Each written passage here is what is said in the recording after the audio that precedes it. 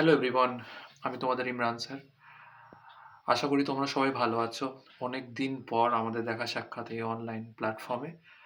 তোমরা দেখছো the prime tutorials এর ইউটিউব চ্যানেল। তো আজকে আমি তোমাদের কিছু ডাউটস, যেটা আমার অনেক স্টুডেন্টসের মধ্যে, ইভেন বাংলার অনেক ছাত্রছাত্রীদের মধ্যে উঠছে, সেটা হচ্ছে স্যার গ্রুপ ডি এর জোন কি হতে ভরবো স্যার, কি জোনে ভরবো। ইদানিং আমাদের অনেক ইউটিউবে চ্যানেল আছে বা ফেসবুক অনেক প্ল্যাটফর্ম আছে, বা তোমাদের যে কোচিংয়ে তোমরা পড়ো সব জায়গাতে তোমাকে অনেক স্যার বলেছেন যে কোনটা সেফ জোন, কোনটাতে ভরলে ভালো না হয়। ঠিক আছে, তবুও অনেকে ডাউট নিচ্ছে না। সেই হিসাবে আজকে আমরা চলে এসেছি যে কিছু ডাউট ক্লিয়ারেন্স, যে স্যার জিনিসটা কি স্যার। কারণ রেলওয়েতে সচরাচর আসে না, আর এই জব প্রোফাইল অনেকেরই অজানা। তো সেই জিনিসের খুঁটিনাটি আজকে আমরা এই ভিডিওতে জানবো। সেটা হচ্ছে আমাদের কি ভিডিও স্যার, রেলের গ্রুপ ডি এর খুঁটিনাটি। ঠিক আছে, কোন জোন সেফ জোন, কোন জব প্রোফাইল কি, কতদিন ফর্ম ফিল আপ হবে, কোন জায়গায় তোমরা ভুল করতে পারো, সেই জিনিসগুলোকে নিয়ে আমরা ডিটেলস আলোচনা করব।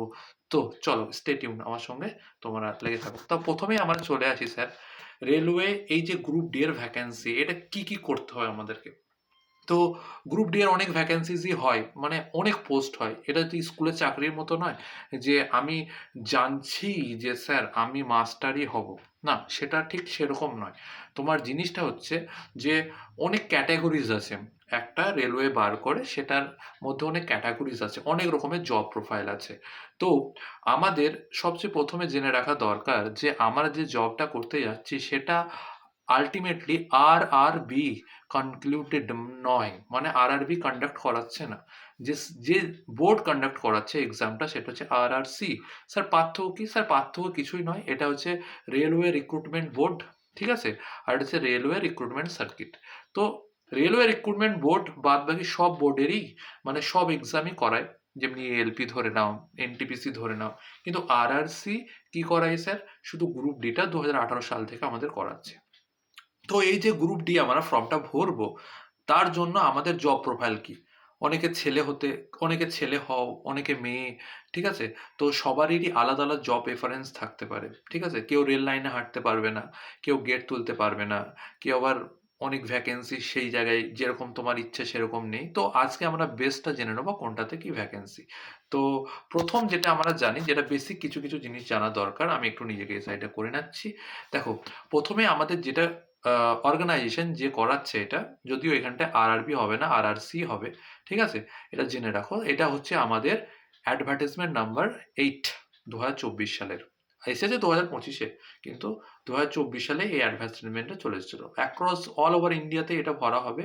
ভ্যাকেন্সি এখনো পর্যন্ত লোকে অনেক গুজব ছড়িয়েছে যে 50,000, 52,000, 56,000। ইভেন আমিও আমার স্টুডেন্টসদেরকে বলেছিলাম যে 56,000 চলে আসার চান্স, যেহেতু কর্মসংস্থানের মতো অত বড় একটা সংস্থা এটা নিয়ে শোর ছিল না। ঠিক আছে, তো এখনো পর্যন্ত যেটা প্রথমে আমরা লিকেজ হিসেবে পেয়েছিলাম যে 32,438টা সিট থাকবে, সেটাই এখনো পর্যন্ত রয়েছে। এবার এতদিন ভিডিও না বানানোর কারণ কি? কারণ হচ্ছে রেলের ভ্যাকেন্সি হুটহাট করে বেড়ে যায়। এবার হঠাৎ করে দেখা গেল তোমরা ফর্ম ফিল আপ করে দিলে, কোনো একটা জোনের ভ্যাকেন্সি বেড়ে গেল, তখন হয়ে গেল কি একটা দাঙ্গা হয়ে গেল যে স্যার না, আমরা তো ফর্ম ফিল আপ ভরে দিয়েছি, তখন ওই জনের ভ্যাকেন্সি কম ছিল, এখন এই জনের ভ্যাকেন্সি বেড়ে গেছে, তখন কি করব। তো এই ব্যাপারে নিশ্চিন্ত থাকো, ফর্ম ফিল আপ নাগাদ বা ফর্ম ফিল আপ চলাকালীন কোনো ভ্যাকেন্সি বাড়বে না, কারণ নোটিফিকেশন অলরেডি চলে এসছে। তো যদি কোনো সময় নোটিফিকেশনের পরেও যদি ভ্যাকেন্সি বাড়ে, তো মানে ফর্ম ফিল আপ কমপ্লিটেশনের পরেই বাড়বে, তার আগে নয়। তো এটা তোমরা জানো সবাই, 23 তারিখ থেকে ফর্ম ফিল আপ চলছে, আপ টু 1 মাস, প্রায় প্রায় 22শে ফেব্রুয়ারি পর্যন্ত চলবে। ঠিক আছে, পুরোপুরি অনলাইন মোডেই হবে, কোনো রকম ভাবে অফলাইনের কোনো খেলা নেই। টাকা পয়সা যা দেবে তুমি অনলাইনে দেবে। কি কি হবে স্যার? স্টেপ প্রথমে একটা CBT 1 হবে, যেটা হচ্ছে CBTর ফুল ফর্ম হচ্ছে কম্পিউটার বেসড টেস্ট লেভেল 1, যেটা তোমাদের হবে। তারপর একটা ফিজিক্যাল এফিসিয়েন্সি টেস্ট হবে, মানে 35 কেজি বা 25 কেজির একটা বস্তা ছেলে মেয়েদের ক্ষেত্রে আলাদা আলাদা, সেটা একটা ঘাড়ে তুলে নিয়ে যেতে হবে। কোনো কঠিন নয়, শুনে মনে হচ্ছে অনেক কঠিন। ঠিক আছে, তো সেরকম কোনো ব্যাপার নয়, অনেকেই করছে, অনেকেই পাচ্ছে। তো সেই হিসাবে আর 1 কিলোমিটার একটা রান আছে মোটামুটি 4 সাড়ে 4 মিনিটের মধ্যে। ঠিক আছে, তো ওটা পরের জিনিস, যেটা নিয়ে আজকে টপিক সেটা আমি বলি। ঠিক আছে, আর বেসিক স্যালারি যেটা থাকবে তোমাদের হচ্ছে 18,000 টাকা। তো এরপরে ডিএ লেগে যেটা হয় সেটা তোমাদের গ্রস ইনকাম প্রায় ঢুকে 35 প্লাস প্লাস তুমি পাবে, ঠিক আছে? তো সেটা নিয়ে অত ভাবনা চিন্তা নয়, এটাও না বললে নয়, কারণ কি তুমি করতে যাচ্ছ, তুমি কেন করবে, আলটিমেটলি তো টাকা পয়সার জন্যই করবে, সেই জন্য তোমার একটু জানা দরকার যে স্যার আমার জব প্রোফাইলটা কি হবে, আমি স্যালারি কত পাবো, ঠিক আছে, এটা আমার সংসারের ভার বহন বা আমার ভবিষ্যৎকে সিকিউর করতে পারবে কিনা। তো নেক্সট লাইনে আমরা আসছি যে স্যার কি কি ক্যাটাগরি হয়। দেখো, আমি যেটা প্রথমে ভিডিও শুরুতে বললাম যে স্যার অনেক ক্যাটাগরি হয়, ক্যাটাগরি মানে অনেক ক্যাটাগরি, এটা মানে অনেকেরই জানা নেই যে কাজের ভিত্তিতে ক্যাটাগরি হয়, ঠিক আছে? যেমন প্রথমে আছে পয়েন্টসম্যান, ঠিক আছে, এটা একটা ট্রাফিক ডিপার্টমেন্টের আন্ডারে পড়ছে, 5058টা ভ্যাকান্সি রয়েছে। এরপরে অ্যাসিস্ট্যান্ট ট্র্যাক মেশিন, ঠিক আছে, ইঞ্জিনিয়ারিং ডিপার্টমেন্টের পড়ছে 799, এরকম করে অ্যাসিস্ট্যান্ট ব্রিজ, ট্র্যাক মেনটেনার, দেখো সব থেকে বেশি ভ্যাকান্সি 13,187খানা ট্র্যাক মেনটেনিং, যেটা ইঞ্জিনিয়ারিং ডিপার্টমেন্টে পড়ছে, যেটা ট্র্যাক মেনটেন করতে হবে তোমাকে শেডিং এর। আমি বলবো হ্যাঁ জব প্রোফাইল সব, আগে আমি বলে দিই ওভারঅল ভ্যাকান্সি, তাহলে তোমাদের আইডিয়া হয়ে যাবে স্যার কোন প্রেফারেন্সটা আমি প্রথমে রাখবো, ঠিক আছে? তারপরে অ্যাসিস্ট্যান্ট পি ওয়ে, তারপরে তোমার হচ্ছে অ্যাসিস্ট্যান্ট সিএনডব্লিউ, এগুলো কি হচ্ছে বলতো, এই যে ওয়াগন হয় না, কোচ অ্যান্ড ওয়াগন যেগুলোকে বলা হয়, রেলওয়ে কোচ ওয়াগন মানে হচ্ছে যেখানে তৈরি হয়, ঠিক আছে, রেলওয়ে কোচ ফ্যাক্টরি, ঠিক আছে, অ্যাসিস্ট্যান্ট টিআরডি, এসএনটি অ্যাসিস্ট্যান্ট, ঠিক আছে, আচ্ছা, তারপর ডিজেল লোকোশেড মানে যেখানে ডিজেল ইঞ্জিনের যেটা হয় আর কি, তারপরে লোকোশেড ইলেকট্রিক্যাল যেখানে থাকবে, অপারেশন যেখানে করা হবে, ঠিক আছে, অ্যাসিস্ট্যান্ট টিএলএন এসি ওয়ার্কস যেখানে এয়ার কন্ডিশনিং ওয়ার্ক থাকবে, এটা টিএলএন, আর অ্যাসিস্ট্যান্ট মেকানিক্যাল ওয়ার্কশপ। মানে আলটিমেটলি জব প্রোফাইলগুলো অনেক কি আছে, অনেকে দেখবা রেলের গেটম্যান হয়, যেগুলো রেল তোলে আর কি, সিগন্যাল দেখায়, সবুজ ঝান্ডা নিয়ে, রেল ঝান্ডা নিয়ে, তো ওগুলোকে পয়েন্টসম্যান বলা হয়। আমি এগুলো জব প্রোফাইল পরে আসছি, ঠিক আছে, পরে আসছি, ঠিক আছে, আগে তুমি ভ্যাকান্সি জেনে নাও। সব থেকে বেশি ভ্যাকান্সি ট্র্যাক মেনটেন্যান্সে আছে, প্রায় 13K সামথিং, ঠিক আছে। তারপরে তোমার যেটাতে আছে পয়েন্টসম্যান, যেটাতে ঝান্ডা দিয়ে দেখায়, গ্রিন আর রেড সিগন্যাল, দেখবি স্টেশনে সব থাকে, 5,058খানা সামথিং, ঠিক আছে। তারপরে তারপরে তোমার আছে এখানে অ্যাসিস্ট্যান্ট ওয়ার্কশপ মেকানিক্যাল আছে 3,000 সামথিং। সবাইকে বলে রাখছি এটা অল ওভার ইন্ডিয়া ভ্যাকান্সি, এর মধ্যে অ্যাপ্রেন্টিসশিপের ভ্যাকান্সিও রয়েছে, প্লাস প্লাস তোমার এক্স সার্ভিসম্যানও রয়েছে, ঠিক আছে। সব কিছু নিয়ে আমাদের 32,438টা ভ্যাকান্সি। এই বছর যে যোগ্যতা মিনিমাম রেখেছে রেল, সেটা তোমার আর 38, মানে তোমার হচ্ছে আইটিআই প্লাস আইটিআই, যে আগে বলেছিল যে আইটিআই থাকা বাধ্যতামূলক, সেটা কিন্তু নয়। যে কোনো ছেলে যে মাধ্যমিক ঊর্ধ্ব বা মাধ্যমিক পাস রয়েছে, কিংবা ভোকেশনালে কোনো মাধ্যমিক পাস, এনসিভিসি যেটা বলা হয় বোর্ড, ওই আন্ডারে যদি ভোকেশনালও তুমি করে থাকো, মাধ্যমিকের ইকুইভ্যালেন্ট সার্টিফিকেট, তাহলে সেটার জন্য তুমি যোগ্য। পাতি বাংলায় তুমি যদি 10th পাস হও, তাহলে তুমি এলিজিবল পুরোপুরি এই পরীক্ষার জন্য। স্যার আগে এবার আমি বেসিক কয়েকটা জিনিস জেনে নিই, ঠিক আছে, যেটা আমাদের ওটা তো দেখলাম স্যার বানানো, কিন্তু এটা যে রেলওয়ে যে নোটিশটা এসেছিল 7th সিপিসি পে ম্যাট্রিক্স অনুযায়ী, ঠিক আছে, তো সেটাই হচ্ছে তোমার এখানে পরিষ্কার লেখা আছে 23 তারিখ থেকে 22 তারিখ পর্যন্ত। 23 তারিখ পার হওয়ার রাত 11টা বেজে 59 মিনিট পর্যন্ত তুমি ফর্ম ভরতে পারবে, তারপরে কিন্তু আর ভরতে পারবে না। 22 তারিখ পর্যন্ত, সরি 23 থেকে, ঠিক আছে। তো লাস্ট মোমেন্টে দেখবে খুব রাশ হয়, ঠিক আছে, লাস্ট 3-4 দিন ধরো ওয়েবসাইটই খুলবে না। তো কাইন্ডলি কেউ 11th আওয়ারে কেউ যেন ফর্ম ভরবে না, তার আগেই ফর্ম ভরার চেষ্টা করে নেবে, ঠিক আছে, যতটা পসিবল হয়, ঠিক আছে। ঠিক 8 থেকে 10 তারিখের মধ্যে ফেব্রুয়ারি মাসেরটা ভরে নেওয়া সব থেকে সেফেস্ট জোন। খুব আগে ভরাটাও বিপদ, খুব পরে ভরাটাও বিপদ, একদম ইন্টারমিডিয়েট মাঝখানে ভরে নেবে, this will be the best way, ঠিক আছে। আচ্ছা, তারপরে ডেট তো হয়ে গেল, মাইনে আগেই বললাম 18,000, দেখো পুরোপুরি দেওয়া রয়েছে, ঠিক আছে। এজ লিমিট সব থেকে বড় কথা, যেটা এনেক্সা এ তে দেওয়া হয়েছে 18 থেকে 36 বছর। স্যার 18 মানে কি, ধরো তুমি 18 প্লাস, মানে তোমার ধরো হয়ে গেছে মাধ্যমিক পাস হয়ে গেছে, ম্যাক্সিমাম ছেলেপিলেরই মাধ্যমিক পাস 18 বছরে হয়ে যায়। তো 18 বছর যখনই তুমি হয়ে গেছো, তোমার কোনো এইচএস কমপ্লিটেশন লাগবে না, কোনো কিছু লাগবে না, তুমি সদ্য মাধ্যমিক দিয়ে একদম নবজাত শিশু মতো তুমি গিয়ে পরীক্ষাটা দিতে পারবে, ঠিক আছে। আর ওই রকম কোনো ভাবাভাবি দরকার নেই স্যার আমার তো গ্র্যাজুয়েশন নেই, এইচএস নেই, না, মিনিমাম যোগ্যতা হচ্ছে 18 প্লাস, ঠিক আছে। এটা হচ্ছে লেভেল 1-এর চাকরি, মানে এর থেকে কম লেভেল আর হয় না, এটা হচ্ছে লেভেল 1-এর চাকরি, সেই অনুযায়ী তার বেসিক পে 18,000। এবার তুমি বলছো স্যার বেসিক পে 18,000, এখন যে সেন্ট্রালের ডিএ চলছে, ঠিক আছে, ডিয়ারনেস স্যালারি, সেটা মোটামুটি 53%, তাহলে এটা লেগে প্রায় তোমার ঢুকে ঢুকে মাইনে উইদাউট ইনক্রিমেন্ট ছাড়া 32 থেকে 35,000-এর মধ্যে হবে। এবার তুমি কোন সিটির মধ্যে থাকছো, কোন এলাকার মধ্যে থাকছো, সেটা আলাদা করে তোমার সেখানে হাউস অ্যালাউন্স, ট্রাভেল অ্যালাউন্স, সেটা তোমার স্যালারির সাথে যোগ হয়ে যাবে। আশা করি সবাই বুঝতে পারছো। অসুবিধার কিছু নেই, ঠিক আছে?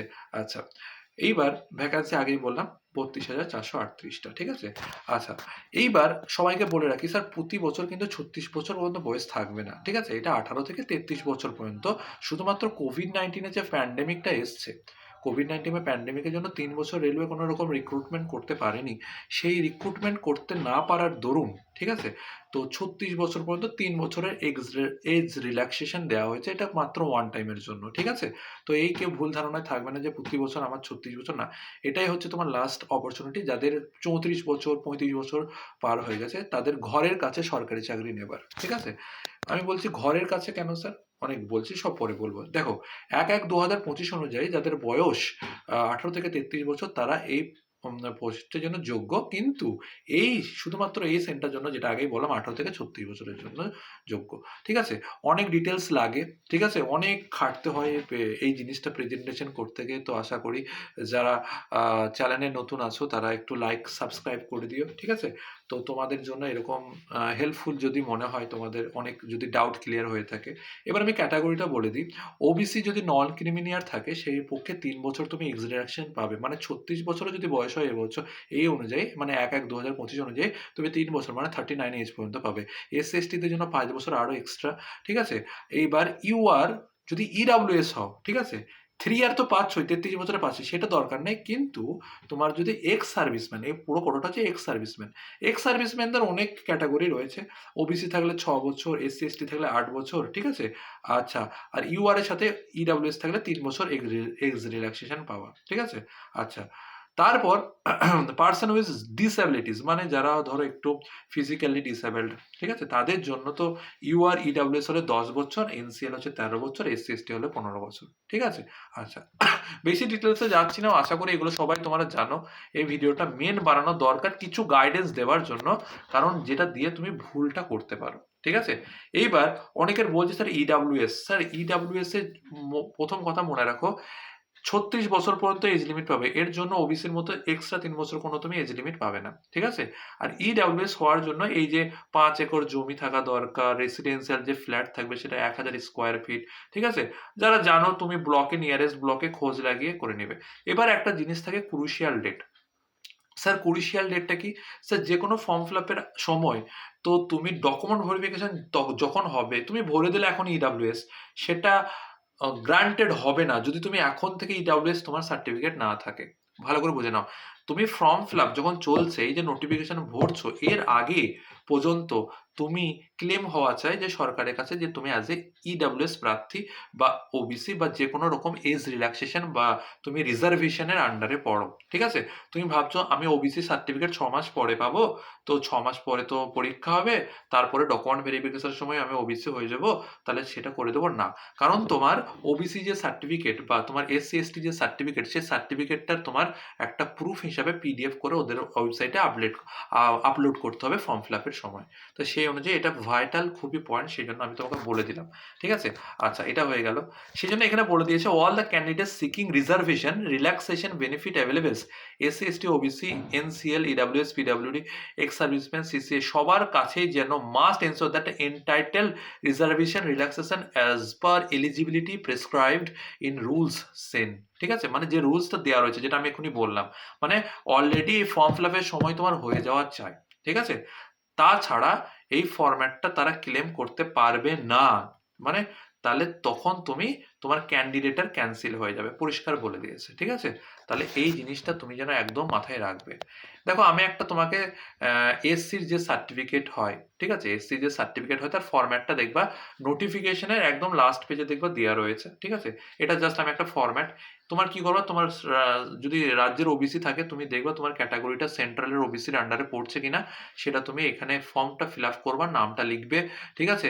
যত যা কিছু আছে এটা তুমি ফিল আপ করে তুমি নিয়ারেস্ট এসডিও বা যেটা যেটা করতে হয়, তোমার ইনকাম সার্টিফিকেট নিয়ে গিয়ে পঞ্চায়েত থেকে নিয়ে গিয়ে এসডিওর কাছে গিয়ে যেটা যেটা তোমার প্রসিডিওর আছে সেটা তুমি এখন থেকে করবে ফর্ম ফিল আপের আগে। হুট করে ফর্ম ফিল আপ করতে যাবে না, ঠিক আছে? তা না হলে তোমার ফর্ম ফিল আপ তোমার ক্যান্সেল হয়ে যেতে পারে, ঠিক আছে? এইবার দেখো, তোমাদের যে স্টেপগুলো আছে রিক্রুটমেন্টে কি কি হবে, প্রথমে তো তোমাদের বললাম, ঠিক আছে?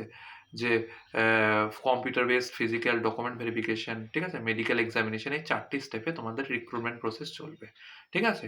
এবার বলছে পরীক্ষা মানে তার মানে একটাই, ফিজিক্যাল মানে সেরকম মানে সেই আর্মির বা ইয়ের ফিজিক্যালের মতো নয়, ঠিক আছে, অতটা। আর মেডিকেলে তোমার হবে চোখটা, কিছু কিছু ক্রাইটেরিয়া আছে কিছু কিছু জায়গায়, ঠিক আছে, সেই জন্য চোখের পাওয়ারটা 6/6 বা 6/9 ক্যাটাগরির মধ্যে আছে কিনা সেটা দেখা হবে, ঠিক আছে। আচ্ছা, এবার দেখো এক্সাম যেটা হবে তোমাদের সিবিটি 90 মিনিট ধরে হবে, 4টে সাবজেক্ট থাকবে, general science 25 number, mathematics 25, general reasoning মানে রিজনিং অ্যাবিলিটি যেটা থাকে, ইন্টেলিজেন্স জিআই যেটা আমরা বলি, সেটা হচ্ছে 30 মার্কসের। আর জেনারেল অ্যাওয়ারনেস কারেন্ট অ্যাফেয়ার্স হবে 20 মার্কসের, মানে এখানে GK plus CA current affairs মিলে 20 মার্কসের, টোটাল 100 মার্কসের পরীক্ষা, ঠিক আছে। এর জন্য তুমি কি করতে পারো যে আমাদের ইয়ে আছে, ঠিক আছে, সমস্ত সবকিছু জায়গায় তোমরা করে নিতে পারো, মানে প্রিভিয়াস ইয়ারের কোয়েশ্চেন দেখে টেকে করে নিতে পারো। এর জন্য আমরা কি করেছি, তোমাদের জন্য একটা স্পেশাল স্পেশাল ব্যাচ নিয়ে এসেছি, যেটা হচ্ছে railway NTPC plus group D এর স্পেশাল ব্যাচ, ঠিক আছে। তখন রেলের এনটিপিসি দেখো প্রায় 10,000 ভ্যাকেন্সি, 32,000 ভ্যাকেন্সি রয়েছে গ্রুপ ডিতে, ঠিক আছে, মানে একই ধরনের প্রিপারেশন করে তুমি দুটো পরীক্ষার জন্য এলিজিবল হতে পারো, ঠিক আছে। সব কিছু conceptual wise step by step online এবং অফলাইন দুই পদ্ধতিতে করা হবে। অ্যাডভান্স ম্যাথ খুব সুন্দরভাবে শেখানো হবে, সায়েন্সের question as per up to date, ঠিক আছে, মানে এনসিইআরটি যে সিলেবাস আছে সেই অনুযায়ী তোমাদের সায়েন্সটাও শেখানো হবে, ঠিক আছে। প্রচুর ছেলে আমাদের থেকে এখানে অফলাইন অনলাইন পড়ে, ঠিক আছে, সিলেকশন নিয়েছে।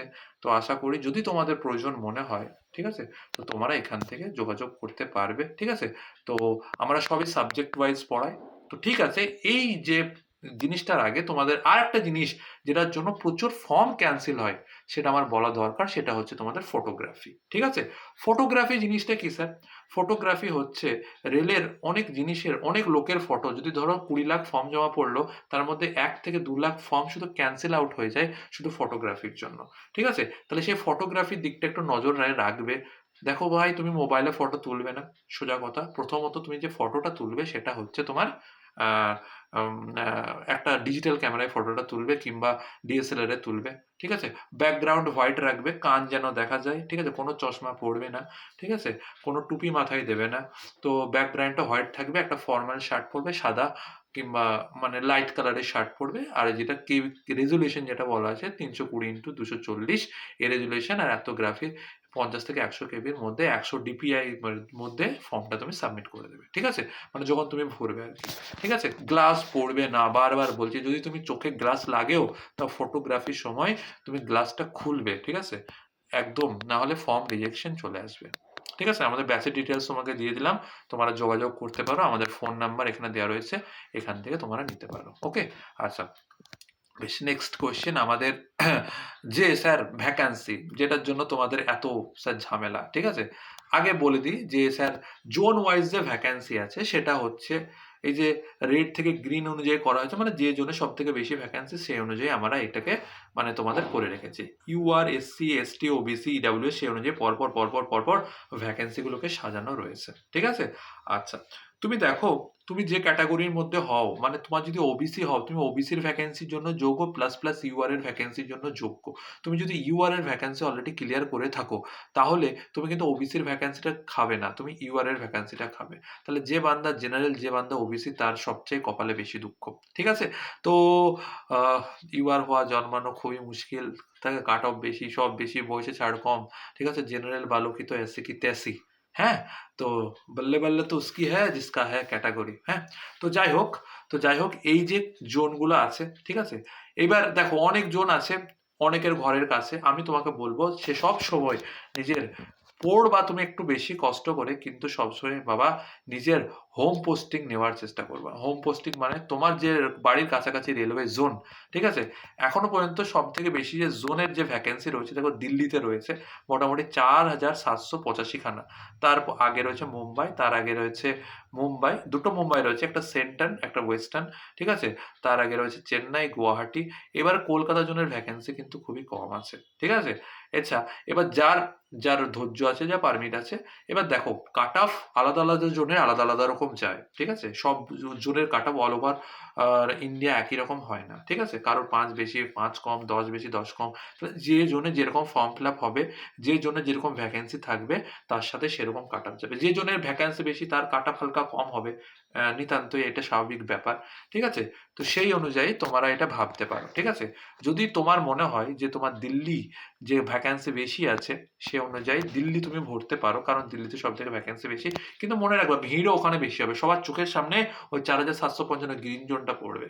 কিন্তু তুলনামূলকভাবে এই যে যে ইন্টারমিডিয়েট জায়গাগুলো হচ্ছে আমার মতে বলে, এই যে ইন্টারমিডিয়েট 15 থেকে 2000 বা 3000 এর মধ্যে যে ভ্যাকেন্সি গুলো আছে, ঠিক আছে, এইগুলো হচ্ছে তোমার জন্য সব থেকে সেফেস্ট জোন। তার মানে কলকাতা এইবার ইস্টার্ন রিজিয়নে, ঠিক আছে, গুয়াহাটি, ঠিক আছে, চেন্নাই, এগুলো one of the safest zone. খুব বেশি জিনিস, খুব ভালো, বেশি ভালোও খারাপ, খুব খারাপ মানে খুব কমও খারাপ, খুব বেশিও যেমন খারাপ, খুব কমও তেরকম খারাপ। আমাদের ইন্টারমিডিয়েট জায়গায় থাকতে হবে, তাহলে মোটামুটি কাট অফ কম যাবে, ঠিক আছে? এবার দেখো কলকাতার দুটো জোন আছে, একটা হচ্ছে সাউথ ইস্টার্ন রেলওয়ে, আর একটা হচ্ছে দেখো সাউথ ইস্টার্নে তো অনেক কম, 1044টা ভ্যাকান্সি, আর ইস্টার্ন রেলওয়েতে 17টা ভ্যাকান্সি। এবার আমরা জোন ওয়াইজ দেখে নিই। প্রথমে দেখো মুম্বাই জোন দেখতে পাচ্ছ, ঠিক আছে? মুম্বাই জোনে জেনারেলে দেখতে পাচ্ছ এখানে সব আলাদা আলাদা, যে আমি প্রথমে জোন ইয়েগুলো বললাম, এই যে assistant SNT, workshop, bridge, carriage wagon, ঠিক আছে, আহ, মানে এসিতে, ঠিক আছে, ট্র্যাক মেকানিক, টিআরডিতে, পয়েন্টস ম্যানে, ট্র্যাক মেনটেনার। দেখো ট্র্যাক মেনটেনার 13,000 ভ্যাকেন্সি আছে, সেই জন্য ওখানে তো ভ্যাকেন্সি ভাই সব থেকে বেশি থাকবে, ঠিক আছে? দেখো মুম্বাই জোনে তুমি যদি মুম্বাই জোন তুমি ভরতে চাও তাহলে তো অবশ্যই ভরতে পারো। প্রথমে ট্র্যাক মেনটেন্যান্সকে রাখবা, ঠিক আছে? তারপরে ট্র্যাক ইঞ্জিনিয়ার, মানে যে এটা ট্র্যাক মেনটেনার যে ভার্সন 4টা আছে, ঠিক আছে, এটা তুমি প্রথমে রাখতে পারো, ঠিক আছে? অ্যাজ এ মুম্বাই জোনকে যদি তুমি অ্যাজ এ সিলেক্ট করো, মানে হচ্ছে, মানে আমাদের হচ্ছে ওয়েস্টার্ন রেলওয়ে যেটা WR চলছে, এটা WR মানে সব এটা ওয়েস্টার্ন রেলওয়ের আন্ডারে পড়ছে, ওয়েস্টার্ন রেলওয়ের যে মুম্বাই জোন সেটা, ঠিক আছে, মানে পশ্চিমী রেল। তো সেখানে তুমি ট্র্যাক মেনটেন্যান্সকে প্রথমে রাখতে পারো, তারপরে পয়েন্টসম্যানকে রাখবা 2 নম্বরে আছে, কারণ দেখো যত ভ্যাকেন্সি বেশি থাকবে একটু হলে তো কম্পিটিশন কম থাকবে। তারপরে অ্যাসিস্ট্যান্ট এসএনটি কে রাখতে পারো। এরকম করে 5 7টা 8টা তুমি পরপর ভরতে পারো, যদি তোমার রাজ্যের বাইরে জব করার ইচ্ছা আছে, ঠিক আছে? আচ্ছা আমি বলবো, যদি তুমি বাঙালি হও, বাংলার ছেলে হও, তুমি ইস্টার্ন রেলওয়েকে কিংবা গুয়াহাটি জোনকে, দেখো এখানে তো সব থেকে বেশি আছে, দিল্লিতে বললাম, তাহলে ওই অনুযায়ী প্রেফারেন্স তুমি ভরে নিতে পারো, যেটা প্রথমে রাখবে সেটা প্রথমে, বেশি থাকবে প্রথমে, তারপর একটু কম কম গুলো 5 6 7 নম্বরে এই ভ্যাকান্সিটা দেখে, পিডিএফটা দেখে তুমি ভরে নিতে পারো, ওকে? গুয়াহাটিতেও সেই একই রকম, দেখো সব জায়গায় ট্র্যাক মেনটেনারের সব থেকে ভ্যাকেন্সি বেশি, ঠিক আছে? 400 এতগুলোই, মানে ট্র্যাক মেনটেনারকে তোমাকে প্রথমে প্রেফারেন্সে রাখতেই হবে, ঠিক আছে?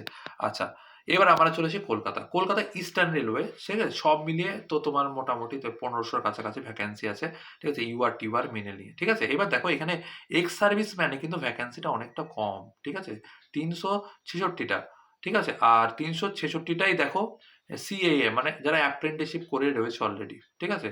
তো সেই হিসাবে আমাদের ইউআর এর ভ্যাকান্সি ডাবল আছে প্রায় প্রায়, ঠিক আছে? মানে আমাদেরই, মানে এদেরই মজা, যারা চাকরি করে এসছে অলরেডি তারপরেও এখানে ভ্যাকেন্সি খাচ্ছে, ঠিক আছে? রেলওয়েকে কিছু বলার নেই, ঠিক আছে? মানে যারা বেকার ছেলেকে চাকরি দেবে, 10টা ছেলে, ঠিক আছে, বাড়িতে ভাত হবে, ঠিক আছে, কারোর স্বপ্ন, ঠিক আছে, মাছ দরিয়ায় ভাসছে, সেই স্বপ্নটা এক কিনারায় লাগবে, কিন্তু সেই জোয়ার নেই, ঠিক আছে? মানে যারা চাকরি করে এসছে অলরেডি, পেনশনার বা কোনো একটা চাকরি, অন্ততপক্ষে তার তো ফিনান্সিয়াল কন্ডিশন অতটাও খারাপ নয় যতটা একটা বেকার ছেলের খারাপ, ঠিক কি না? তো সেই অনুযায়ী ওরা করতেই পারে, কিন্তু যেটা কি করা যাবে, এর উপর তো কারো জো নেই। তো আমাদেরকে খেটে খুঁটে আমাদের কম্পিটিশনটা বাড়িয়ে করে নিতে হবে। তো তোমার হচ্ছে দেখো ইস্টার্ন রেলওয়েতে সবচেয়ে প্রথমে যে ট্র্যাক মেইনটেইনারের জেনারেলে 167টা ভ্যাকেন্সি, ঠিক আছে? ইডব্লিউএস এ এতগুলো ভ্যাকেন্সি, ঠিক আছে?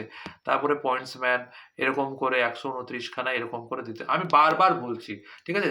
ডিপেন্ড করছে তোমার উপরে, আমি বলবো না যে তুমি কলকাতা জোন সিলেক্ট করো, তুমি মুম্বাই জোন সিলেক্ট করো, ডিপেন্ড করবে তোমার, ঠিক আছে? তুমি যদি রাজ্যে থেকে জব করতে চাও, ঘরের কাছে জব করতে চাও, সপ্তাহে একদিন বাড়ি আসতে চাও, তাহলে তুমি কলকাতা জোন বা ইস্টার্ন রেলওয়েকে সিলেক্ট করতে পারো, ওকে? ইস্টার্ন রেলওয়েকে তুমি সিলেক্ট করতে পারো, ঠিক আছে? তো প্রথমে সব থেকে বেশি যেখানে ভ্যাকেন্সি আছে ইউআর এ, ঠিক আছে, ইউআরটাকে আমি দেখছি, ঠিক আছে? তারপরে তো অন্য ক্যাটাগরিও রয়েছে, ঠিক আছে?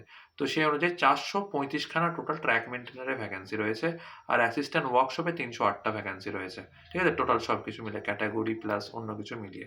তো সেই অনুযায়ী তোমরা পরপর প্রেফারেন্স এইভাবে দেবে যে প্রথমে 435 ট্র্যাক মেইনটেইনার, তারপরে অ্যাসিস্ট্যান্ট ওয়ার্কশপ, তারপরে দেবে তুমি অ্যাসিস্ট্যান্ট টি&ডাব্লিউ, তারপরে দেবে ওয়াগনে দেবে, ঠিক আছে? এরকম করে দিয়ে তুমি 5টা জিনিস বলে দেবে। এই যে 4-5টা পোস্ট আছে এইগুলোকে তুমি প্রথম দিকে রাখবা প্রেফারেন্স, ঠিক আছে? আচ্ছা, তাহলে তোমার কি হবে, অনেকটাই চান্সেস বেড়ে যাবে। আর এটা হচ্ছে সাউথ ইস্টার্ন রেলওয়ে, মানে কলকাতাতে দুটো জোন আছে। সাউথ ইস্টার্ন মানে হচ্ছে দক্ষিণ পূর্ব রেলওয়ে, যেটা আমরা বলছি, ঠিক আছে? যেটা হচ্ছে কলকাতা হেডকোয়ার্টার আমাদের। আর ইস্টার্ন রেলওয়ে পুরো মালদা শিলিগুড়ি পুরোটা চলে আসছে ওর আন্ডারে, ওকে?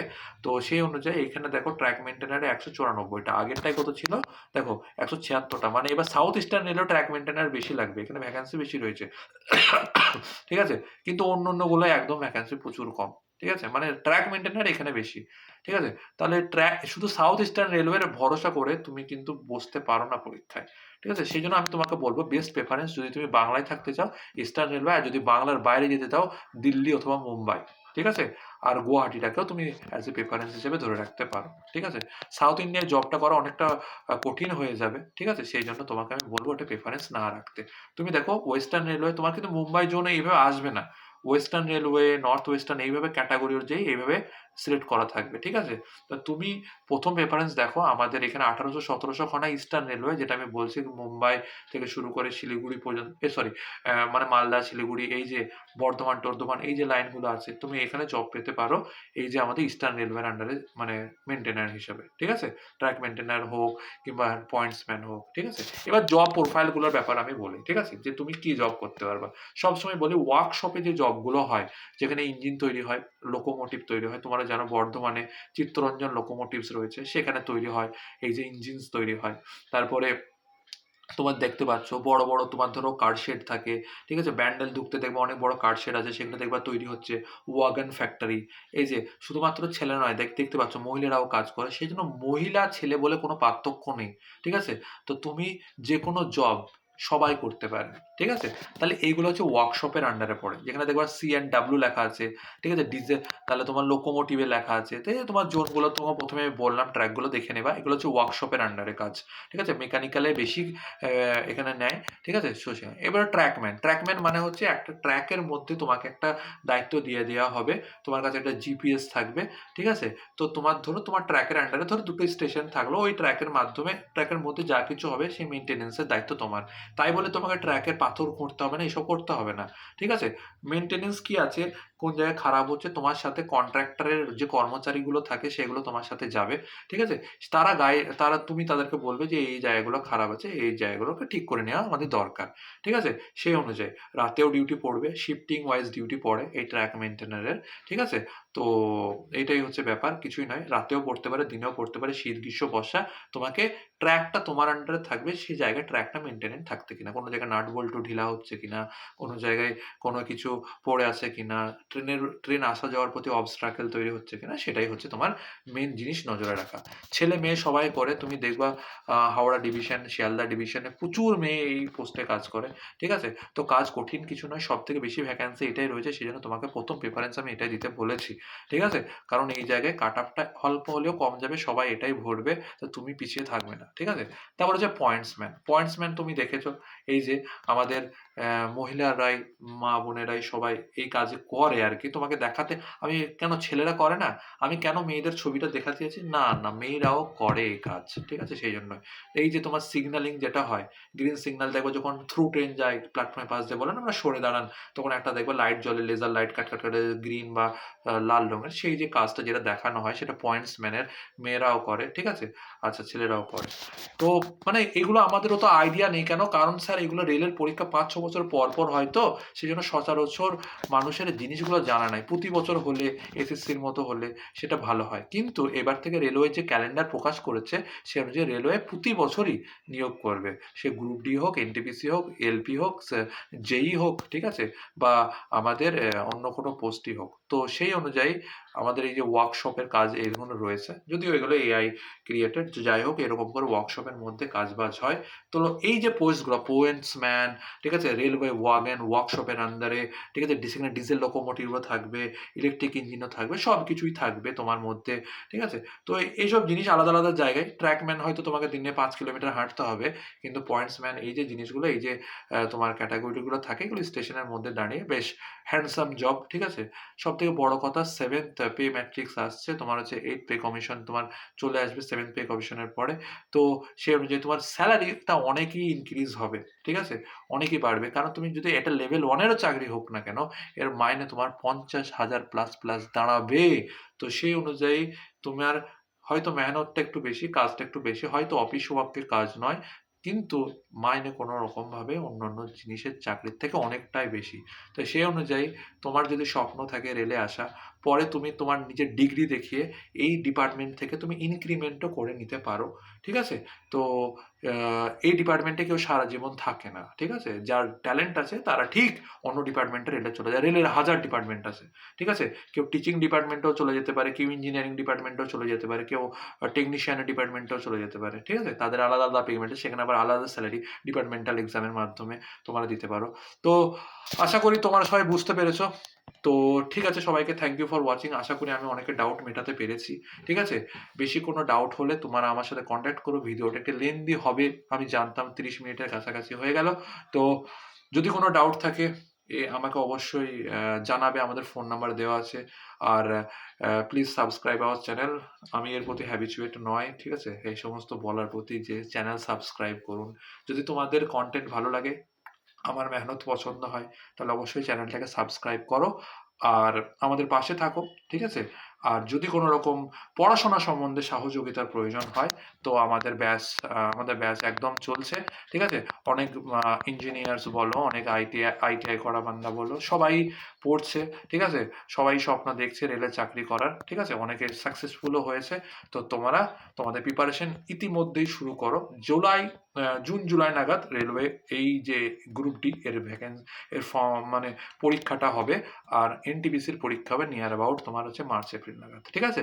যারা এনটিপিসির জন্য পড়ছো তারা বেশি বেশি করে মক লাগাও দিনে, ঠিক আছে। প্রিভিয়াস ইয়ার কোয়েশ্চেন দেখো, সেই অনুযায়ী তোমার আইডিয়া হয়ে যাবে, ঠিক আছে। তো আশা করি এই পর্যন্ত তোমাদের সবাই ভালো লেগেছে, শেষ করলাম। সবাই ভালো থেকো, হ্যাভ এ গুড ডে।